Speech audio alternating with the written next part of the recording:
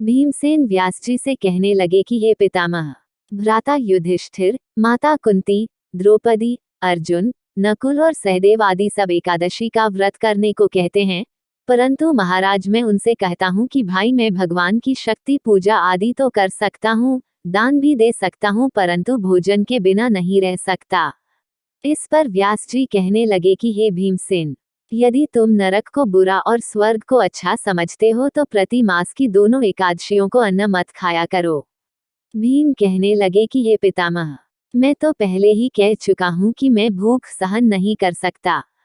यदि वर्ष भर में कोई एक ही व्रत हो तो वह मैं रख सकता हूँ, क्योंकि मेरे पेट में वृक नाम वाली अग्नि है, सो मैं भोजन किए बिना नहीं रह सकता।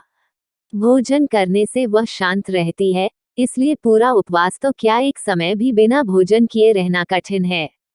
अतः आप मुझे कोई ऐसा व्रत बताइए जो वर्ष में केवल एक बार ही करना पड़े और मुझे स्वर्ग की प्राप्ति हो जाए। श्री व्यास जी कहने लगे कि हे पुत्र, बड़े बड़े ऋषियों ने बहुत शास्त्र आदि बनाए हैं जिनसे बिना धन के थोड़े परिश्रम से ही स्वर्ग की प्राप्ति हो सकती है। इसी प्रकार शास्त्रों में दोनों पक्षों की एकादशी का व्रत मुक्ति के लिए रखा जाता है। व्यास जी के वचन सुनकर भीमसेन नरक में जाने के नाम से भयभीत हो गए और कांपकर कहने लगे कि अब क्या करूं। मास में 2 व्रत तो मैं कर नहीं सकता, हाँ वर्ष में एक व्रत करने का प्रयत्न अवश्य कर सकता हूँ। अतः वर्ष में एक दिन व्रत करने से यदि मेरी मुक्ति हो जाए तो ऐसा कोई व्रत बताइए।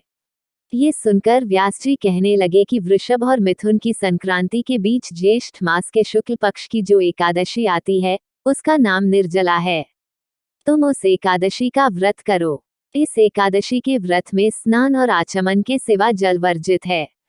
आचमन में 6 मासे से अधिक जल नहीं होना चाहिए, अन्यथा वह मद्यपान के सदृश हो जाता है। इस दिन भोजन नहीं करना चाहिए, क्योंकि भोजन करने से व्रत नष्ट हो जाता है।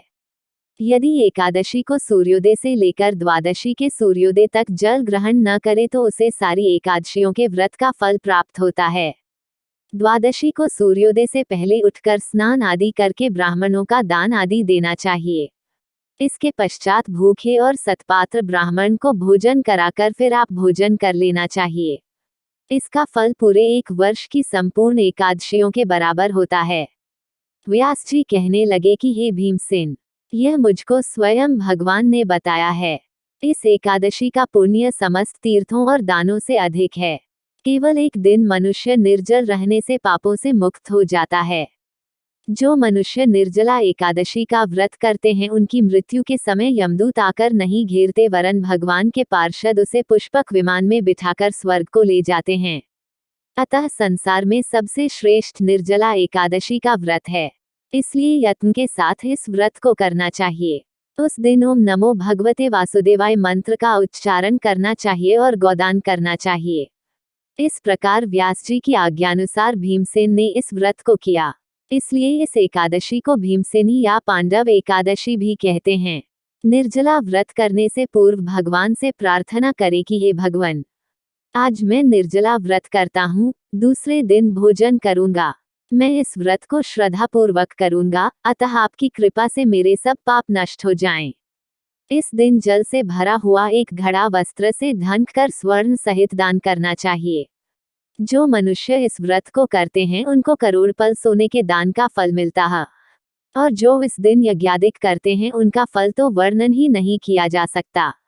इस एकादशी के व्रत से मनुष्य विष्णुलोक को प्राप्त होता है। जो मनुष्य इस दिन अन्न खाते हैं वे चांडाल के समान हैं, वे अंत में नरक में जाते हैं।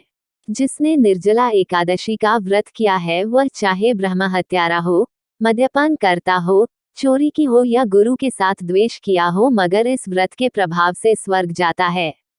हे कुति पुत्र, जो पुरुष या स्त्री श्रद्धापूर्वक इस व्रत को करते हैं उन्हें अग्रलिखित कर्म करने चाहिए। प्रथम भगवान का पूजन, फिर गोदान, ब्राह्मणों को मिष्ठान व दक्षिणा देनी चाहिए तथा जल से भरे कलश का दान अवश्य करना चाहिए। निर्जला के दिन अन्न, वस्त्र, उपहान, जूती आदि का दान भी करना चाहिए। जो मनुष्य भक्तिपूर्वक इस कथा को पढ़ते या सुनते हैं उन्हें निश्चय ही स्वर्ग की प्राप्ति होती है।